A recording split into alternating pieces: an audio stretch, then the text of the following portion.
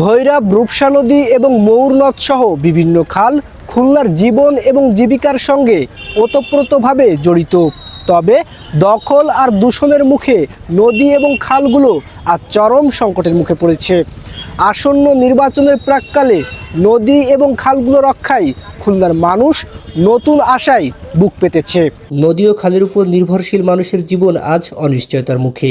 রূপসা ও ভৈরব নদী নাব্যতা সংকটে ভুগছে, আর দখল দূষণে মৃত্যুপ্রায় ময়ূর নদ সহ একাধিক খাল হারিয়েছে স্বাভাবিক প্রবাহ। ময়ূর নদ সংস্কারে 2014 এবং 2023 সালে 2 দফায় 13 কোটি 37 লাখ টাকার প্রকল্প নেওয়া হলেও বাস্তবে অনেক জায়গায় নাব্যতা ফেরেনি, বরং কোথাও কোথাও বর্জ্য এবং ভরাটে আরও সংকুচিত হয়েছে। নদী আমাদের ছোটবেলায় যে নদীতে যে স্রোত ছিল সেই স্রোতের 4 ভাগের 1 ভাগ এখন নেই। দখলদারদের কারণে আমাদের যে খুলনার নদী এবং খালগুলা তার পানির সাধারণ ফ্লোটা হারাই ফেলছিল, এর জন্য জলবদ্ধতা সৃষ্টি হচ্ছিল।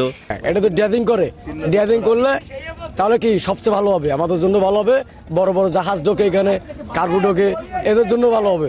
দীর্ঘদিন যাবৎ আমরা দেখেছি এই নদীটা নিয়ে অনেক পরিকল্পনার কথা শুনে আসছি, কিন্তু আজ পর্যন্ত তা বাস্তবায়ন হয়নি। আমরা চাই খুলনায় যারা নির্বাচিত হবে তারা যেন এই সমস্যাগুলো সমাধান করে আনে।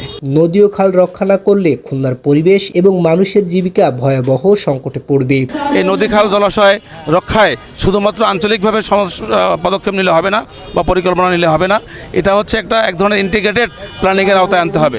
যে মানুষ নানান রকমের অজানা রোগে ভুগছেন, মানুষ নানান রকমের শ্বাসকষ্ট, হার্টের অসুখে, বিভিন্ন রকমের অসুখে ভুগছেন, এটা হচ্ছে নদী খাল জলাশয় দূষণের কারণে।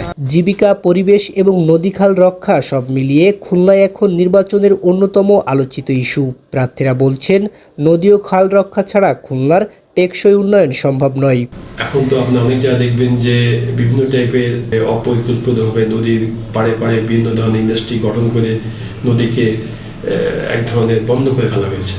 সেগুলো আমরা উদ্ধার করে নদীকে আবার আগের অবস্থানে ফিরিয়ে আনবো ইনশাল্লাহ।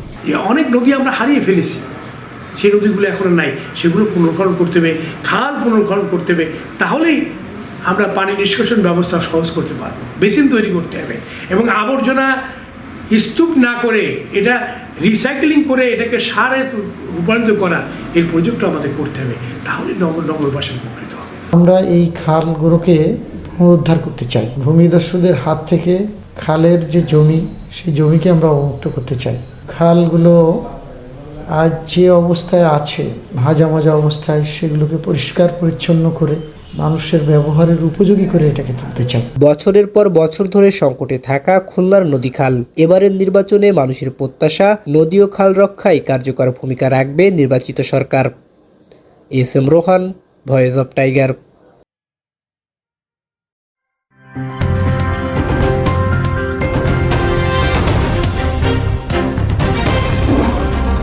Voice of Tiger.